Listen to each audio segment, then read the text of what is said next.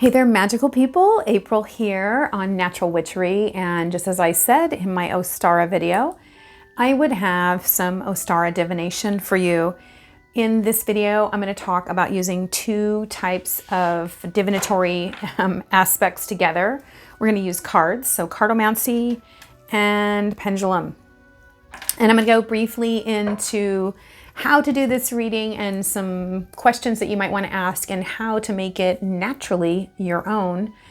If you don't have a pendulum, don't worry, you can use your hand, and I will talk about that briefly as well. You can do tarot or oracle together, or just tarot or just oracle. But I do recommend, if you have it, using two decks. And that's because Ostara, the spring equinox, is all about balance. And so having two distinct decks that are either juxtaposed or, I chose these two, which I'll talk about when I have the camera over the table, because I like the art styles together. Okay, I'm super froggy. Hopefully that's going to go away. But let's put the camera over the table and talk a little bit about how you can do some divinatory work on or around Ostara. You can do it the week of. I feel like we get really caught up on like, I have to do it the day of the spring equinox, but you don't. You can you can do this all week long, a little bit before, a little bit after, and actually hopefully these divinatory tips are something that you could use at other times in your life when you're wanting to find balance. I do have another video on this spread on my other tarot channel where I do a mock reading. I'm not going to do a mock reading here. I really just want to talk about divinatory practices and finding your own natural way into this. Really briefly, just talking about choosing your decks. I'm using the Ostara Tarot here, which is by Molly Applejohn, Eden Cook, Krista Gibbard, and Julia Iredale. Sorry, anybody, if I mispronounced your name. And of course, I'm choosing this because it's the Ostara Tarot. And I've really been wanting to work with this. I love the images. They are, of course, really springy. I mean, look at that. You got the hair right there. Newness. Come on. This is just beautiful. Very much my style. But it also, to me, has a real spring feel to it. And so that's why I chose this one. For my oracle deck, my other deck, I'm choosing an oracle deck. You could use two oracles. I'm using the Seasons of the Witch Beltane Oracle, and this is by Lorraine Anderson and Juliet Diaz. And the reason why I'm using the Beltane one, or Beltane, as you might say, is because, well, they don't have an Ostara one yet. So this has a lot of spring images, and I feel like these are very congruent in their art style, so I like it.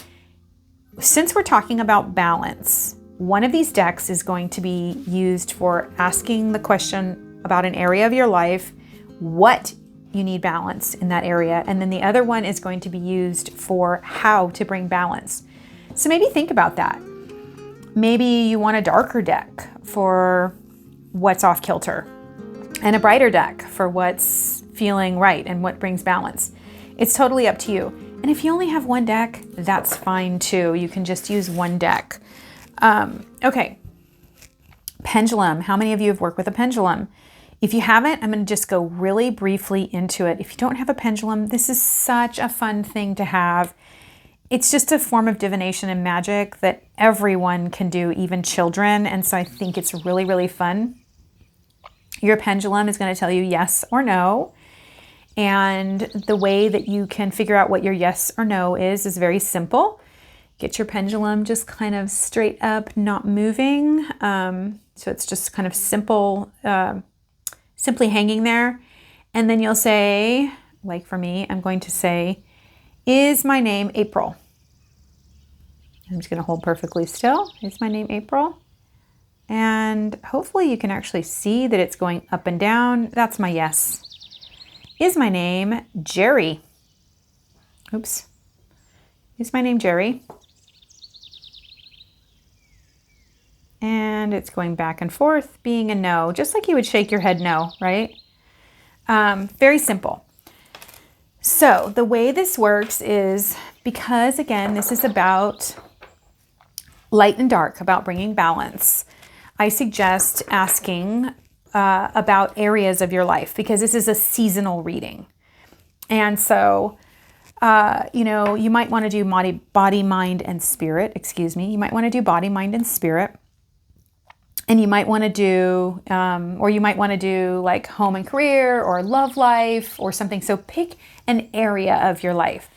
So, and just to show you how we're going to do this, this one is going to be the area of life. And then I've chosen this one to be what brings balance. Okay. So I'm going to do body and mind.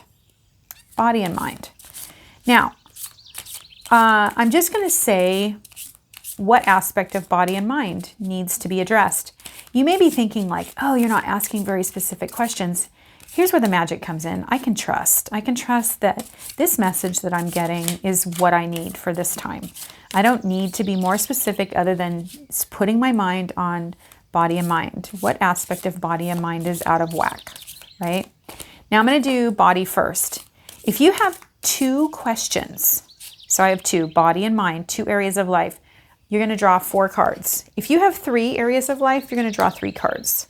Whoops, I meant 6 cards. If you have 3 areas of life, 6 cards. So 2 for every area. If you have 4 areas of life, you would have 8 cards. So I'm going to put these 4 cards out. I'm then going to take my pendulum. And in just a second, I'll tell you about using your hand if you don't have a pendulum. I'm going to take my pendulum and I'm going to ask, is this my card for body? Is this my card for body? And it's a big resounding yes right away. So that was really easy. I'll put that off to the side, right? I then have 3 cards left and I'm going to ask which one is my card for mind. And I'll go through. If you do not get a card, you'll just simply take your deck. If all of these are no's or your pendulum stands still, I kind of feel like you could choose one of these if the pendulum stands still, but I'm looking for a solid yes or no myself. Just draw another card.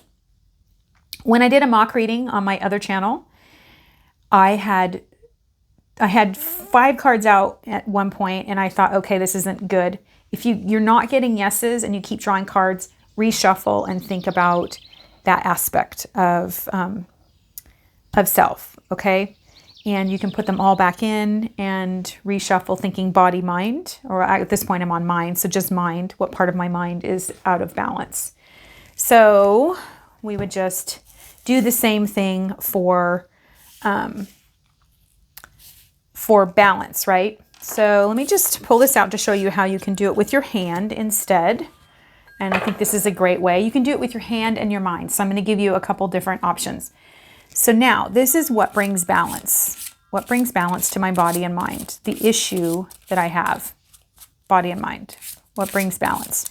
So I'm going to shuffle and I'm going to shuffle until I feel like I'm done shuffling. There's no magical like 3 times this and 3 times that. If that's what you believe, by the way, if you believe that you've got to do it 3 times and tap the cards 3 times, then by all means do that because that's your magic. That's your thing. That's your jam. Follow your jam. But in this case, I'm just going to shuffle what brings balance to body and mind. And again, I'm going to trust that out of all the cards in the deck, when I'm ready, the top 4 that I pull out are the ones that I need, right? And if not, it will be shown. So if you don't have a pendulum, you can use your hand. Again, you've just got to trust yourself. You've got to know that your magic is real and honor yourself in that and just relax into it. Take a deep breath, put your hand over each card and ask for body. You know, I'm going to do body and I'm going to ask. Now, some of you may feel all the cards feel the same, except for one's a little colder or one's a little hotter. You know, you may just get a sense. You can visually do this. You don't have to use your hand. If the hand doesn't work for you, you may just see one that stands out. You may say, body, which one is my body one? Honestly, when I do that, I see this one. This card appears to me to be lighter. Like for some reason, I know that all the backs of these cards are the same. And yet this card appears to be lighter to me. This one stands out. The other way you can do it is by closing your eyes and seeing in your mind's eye and asking, you know, imagine the 4 on the table. Ask yourself which one is body. Trust your magic. Just lean into it, you guys. Just, you'll get better and better the more you do it. And you may see yourself drawing one. You may see one illuminated. I don't know. I don't know what you'll see. I don't even want to put too many ideas in your mind, but you can close your eyes and you will have a sense of which one it is. You can close your eyes and you could even go like this and close your eyes and trust and pull one out.